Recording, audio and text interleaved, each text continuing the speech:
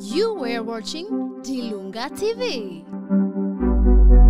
Hakika uongozi ni unyenyekevu na utu. Mbali na hivyo, pia uongozi ni njia nzuri ya kusaidia wengine. Kwa walio wengi wanapokuwa nje ya uongozi, huonesha nia nzuri ya kujali wengine na kuwasaidia wengine. Lakini wanapoingia rasmi katika uongozi, basi hubadilika. Cha kushangaza zaidi ni kwamba haikuwa hivyo kabisa kwa Kapteni Ibrahim Traore. Licha ya kuwa ni rais wa Burkina Faso, pia ni mwanajeshi. Karibu sana kusikiliza kisa kizuri kilichomtokea rais wa Burkina Faso, Kapteni Ibrahim Traore, akiwa katika ndege ya Air France 723. Kisa hiki ni cha kusisimua, lakini pia kina unyenyekevu mkubwa ndani yake. Juu ya Kapteni Ibrahim Traore, mimi naitwa Suleiman Dilunga. Ilikuwa ni majira ya mchana kuelekea jioni, jua likiwa bado alijazama vizuri. Ndege ya Air France 723 ikiwa inajiandaa kuruka kutoka Ufaransa kuelekea Ouagadougou nchini Burkina Faso. Na ndani ya ndege hiyo kulikuwa na mfanyakazi wa ndege, yani mhudumu ambaye alifanya kazi kwa muda usiopungua miaka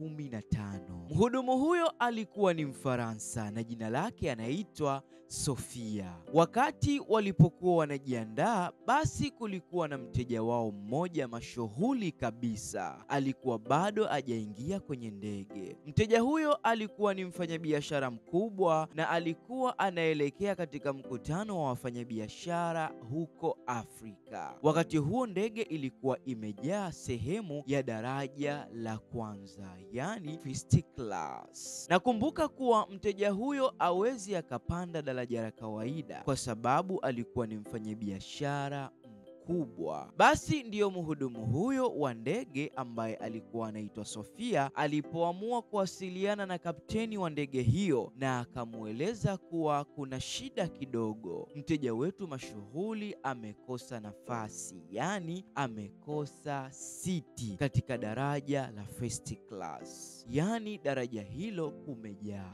Basi kapteni huyo wa ndege akamwambia kwamba muangalie mtu yoyote hapo katika daraja la first class, yani daraja la kwanza, ambaye unaweza ukamuhamisha hapo na aende katika daraja la kawaida, daraja la business class.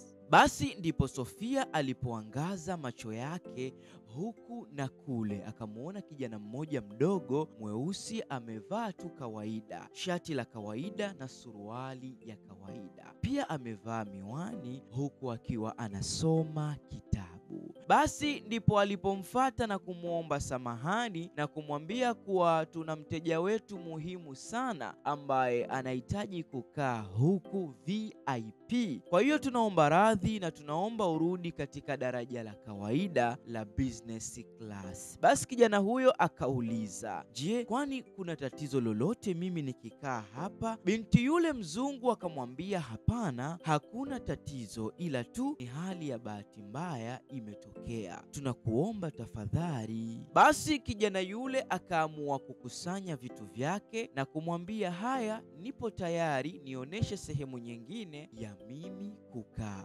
Basi ule mhudumu akatoka kule first class na kumpeleka business class. Wakati lile tukio likiwa linaendelea, basi watu walikuwa wanaangalia na kuona ule mjadala ukiwa unaendelea, lakini kutokana na yule kijana alikuwa ni Muafrika, basi walipotezea. Moja kwa moja yule mhudumu akampeleka katika siti ambayo ipo dirishani, na yule kijana wa Kiafrika akakaa hapo katika daraja la kawaida. Baada ya yule mhudumu kumhamisha, basi akamuuliza yule kijana wa Kiafrika, je, naweza kukusaidia kitu chochote? Yule kijana wa Kiafrika akajibu, hapana, mimi nipo sawa tu, labda uniletee chai wakati ndege ikiwa imeanza kuondoka. Basi mhudumu huyo ambaye anaitwa Sofia akaondoka eneo hilo, na muda mchache kutokea hapo ndege ikaanza kuondoka. Basi Sofia, kabla hajamhudumia yule kijana wa Kiafrika ambaye amempeleka daraja la kawaida, Sofia alianza kuhudumia daraja la kwanza, yani first class, na alipomaliza kuhudumia daraja hilo, ile anataka tu kuja katika daraja la kawaida, basi akaja mfanyakazi mwenzake ambaye anaitwa Maria. Hakika Maria alikuwa ni Msenegal, dada mzuri wa Kiafrika. Maria akaamua kumuuliza Sofia, je, yule kijana ambaye umemuhamisha katika daraja la first class na kumpeleka katika daraja la business class unamfahamu? Sofia jibu na kusema, ndiyo, nimeona kwenye tiketi yake jina lake limeandikwa ni Mr. Traore. Basi Maria akaendelea kuuliza, je, unamfahamu ni nani huyo Mr. Traore? Sofia akasema, hapana, nilimuomba tu ahamie kule business class na amekubali. Maria akamwambia hivi, unajua kuwa huyo Mr. Traore ni rais wa nchi ya Burkina Faso? Basi bwana, Sofia akapigwa na butwaa, macho yakamtoka kwa udhalilishaji aliyoufanya kutokana na kitendo cha kapteni wa ndege hiyo kumwambia atafute mtu na kumuhamisha katika daraja la kawaida ili yule mteja wao asikose siti. Basi bwana akajihisi ghafla kama baridi limemuingia na mikono yake ilikuwa inatetemeka. Basi bwana Sofia akasema, hapa sina budi, itabidi nikamuombe msamaha.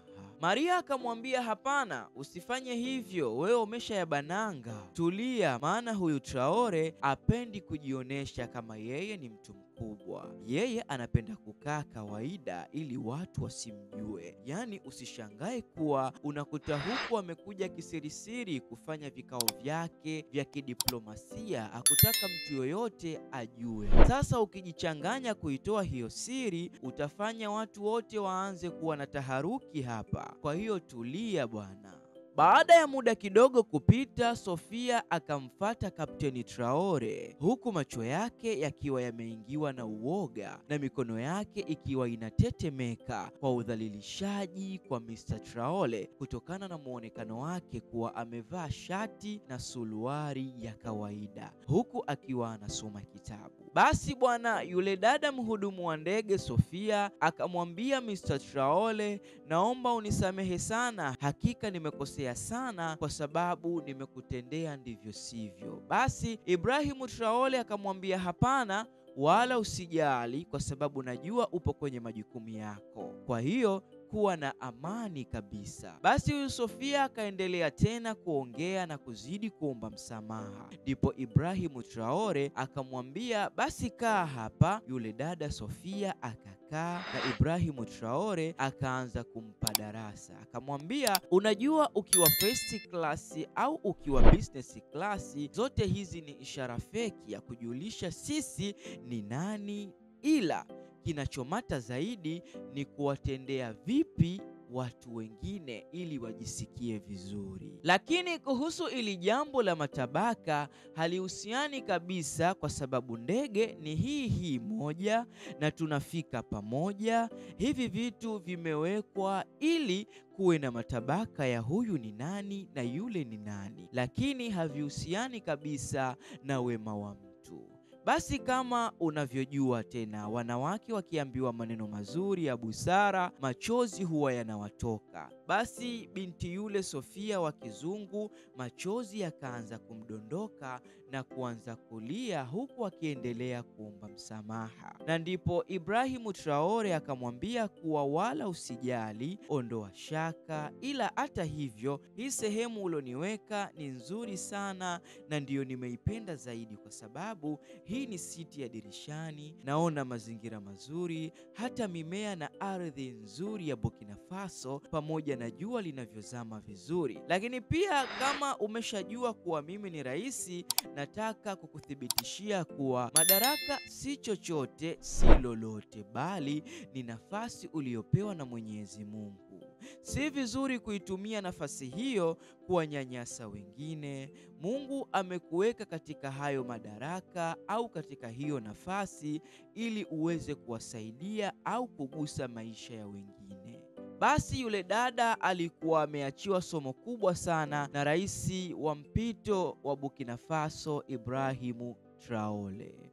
Na muda huo walikuwa wanakaribia sasa Ouagadougou, ardhi ya Burkina Faso. Basi ndege ilipotua, Ibrahim akashuka katika ndege ile na kuanza safari kuelekea eneo husika. Watu wengine walikuwa wanamwangalia Traore alivyopokelewa na askari wake kwa bashasha na furaha. Na ndipo yule dada akajua kabisa kuwa huyu jamaa ni mtu special sana. Basi yule dada alijifunza vitu vingi sana kutoka kwa mwamba wa miambani, rais wa mpito Ibrahim Traore. Na ndipo yule dada alipoamua kufanya kitendo cha uungwana. Baada ya kufika hotelini, basi alichukua kimemo pale hotelini na akaandika, leo katika safari yangu nimejifunza kitu kikubwa sana. Nilimdhalilisha rais, lakini nimeona unyenyekevu mkubwa wa rais huyo licha ya kumdhalilisha kwangu. Hakika alikuwa ni mtu mzuri sana. Basi akaacha kile kimemo akiwa ameandika pale hotelini. Na huyo ndio rais wa Burkina Faso, Kapteni Ibrahim Traore. Ni kiongozi makini sana na anayependwa na watu wengi sana. Sio Burkina Faso tu, hata hapa kwetu Tanzania tunampenda. Vipi kuhusu wewe mdau wetu unayetufuatilia kupitia Dilunga TV?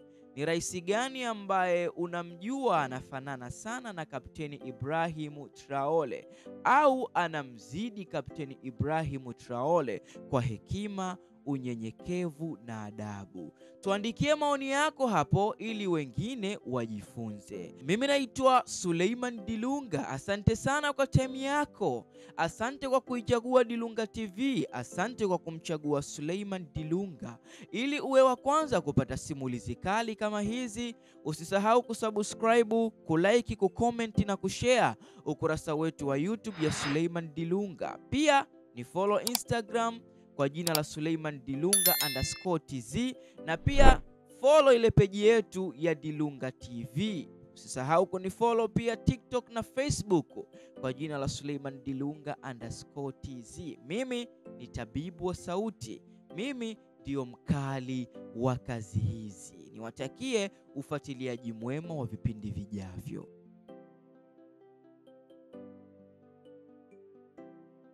Only on Dilunga TV.